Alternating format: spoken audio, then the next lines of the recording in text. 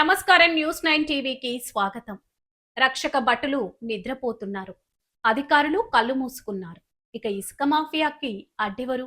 నాగర్ కర్నూలు జిల్లాలో జరుగుతున్న ఇసుక దందా చూస్తే ఎవరికైనా కళ్ళు బైర్లు కమ్మాల్సిందే.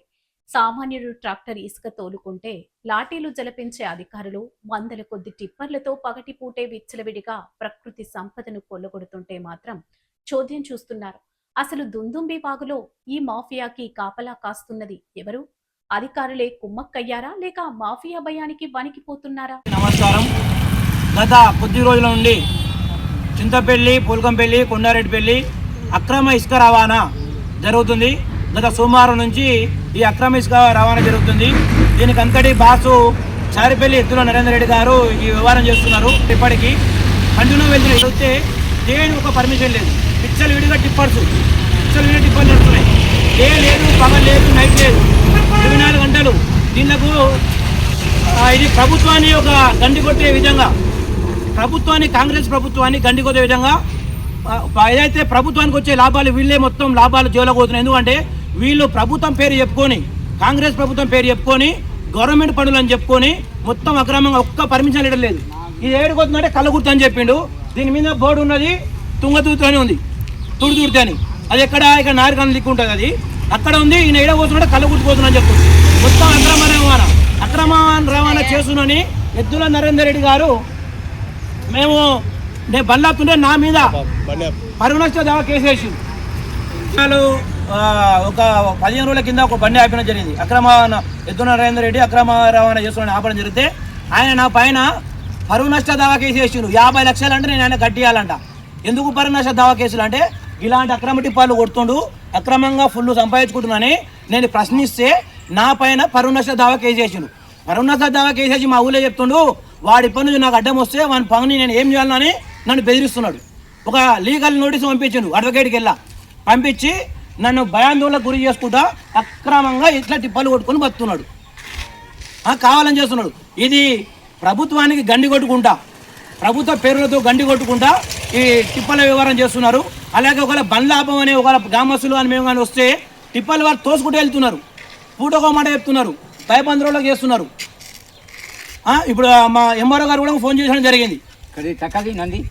ఎంఆర్ఓ గారు కూడా ఫోన్ చేయడం జరిగింది.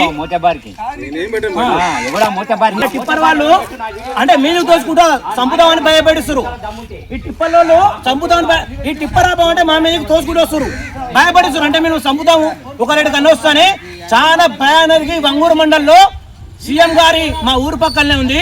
మేము ఆయనను వేడుకుంటున్నాం సీఎం గారిని. ఇలాంటి తొత్తులు పార్టీలలో చేరి, కాంగ్రెస్ పార్టీలో చేరి పూటకో పార్టీ మారేటోళ్ళు వీళ్ళు, పూటకో పార్టీ మారుతారు వీళ్ళు. ఇంకో వాళ్ళని మూత వాళ్ళగా మమ్మల్ని దొక్కుతున్నాడు, బండి బీజ్ చేస్తున్నాడు కావాలని. చాలా అన్యాయం అండి. వంగూరు మండల్లో చాలా అరాచకం అయిపోయిందండి. వంగూరు మండలు సీఎం సార్ సొంత మండల్లో కూడా అరాచకం అయిపోయింది. చాలా అరాచకం చేస్తారు.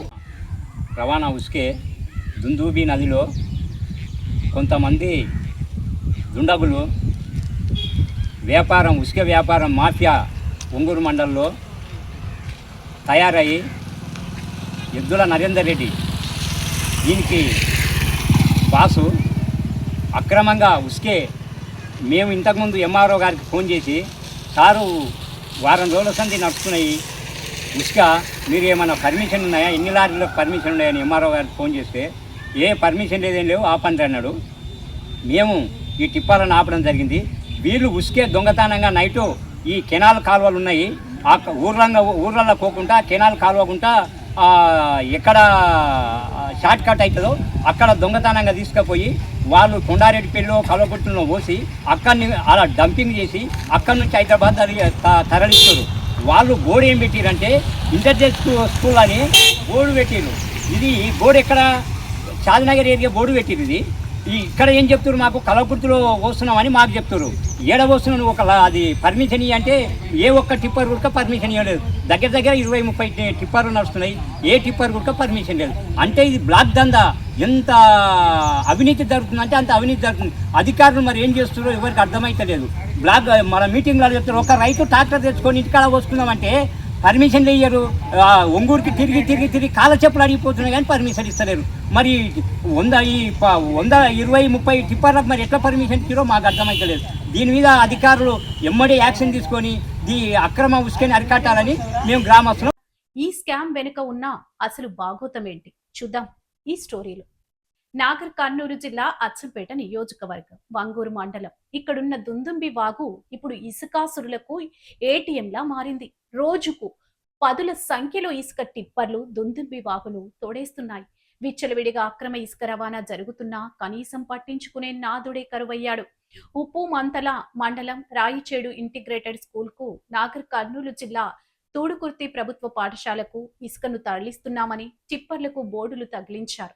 కానీ ఆ ఇసుక వెళ్లేది స్కూల్స్ కి కాదు, కల్వకుర్తిలోని రియల్ ఎస్టేట్ వ్యాపారులకు, బ్లాక్ మార్కెట్ కు.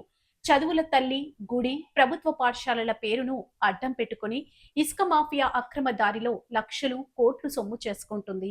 పగటిపూట ఇంత బాహటంగా ప్రభుత్వ స్కూల్స్ బోర్డులు పెట్టుకుని పక్కదారి పడుతున్నా అధికారులు పోలీసులు గురకపెట్టి నిద్రపోవడం వెనుక ఉన్న మతలబేంటి? అధికారుల నిర్లక్ష్యంపై పోల్కంపల్లి గ్రామ ప్రజలు మండిపడుతున్నారు. గ్రామానికి చెందిన అంకు సురేందర్, చిన్న జంగయ్య తదితరులు ఇసుక మాఫియాను, అధికారుల తీరును ఎండగడుతున్నారు. తమ కళ్ల ముందే వాగులు ఖాళీ అయిపోతున్నా అధికారులు ఎందుకు చర్యలు తీసుకోవడం లేదని వారు సూటిగా ప్రశ్నిస్తున్నారు. చూశారుగా, ఇది అచ్చంపేట నియోజకవర్గంలో నడుస్తున్న ఇసుక మాఫియా లీలలు. బాధ్యత గల స్థానాల్లో ఉన్న అధికారులు మాఫియాకు రెడ్ కార్పెట్ వేస్తుంటే సామాన్య ప్రజలు మాత్రం వాగులు ఎండిపోతున్నాయని కన్నీరు పెడుతున్నారు. ఇప్పటికైనా ప్రభుత్వం, జిల్లా కలెక్టర్ అలాగే ఎస్పీ తక్షణమే స్పందించాలి. స్కూల్స్ పేరుతో జరుగుతున్న ఈ భారీ స్కామ్ పై విచారణ జరిపించాలి. అక్రమ ఇసుక రవాణాను ఆపి ఈ దోపిడీ వెనుక ఉన్న బడాబాబుల బండారం బయట పెట్టాలని స్థానికులు డిమాండ్ చేస్తున్నారు. మరి అధికారులు చర్యలు తీసుకుంటారా లేక ఎప్పటిలాగే మాఫియాకి వంత పాడతారా? వేచి చూడాలి. మరిన్ని అప్డేట్స్ కోసం చూస్తూనే ఉండండి న్యూస్ 9 టీవీ.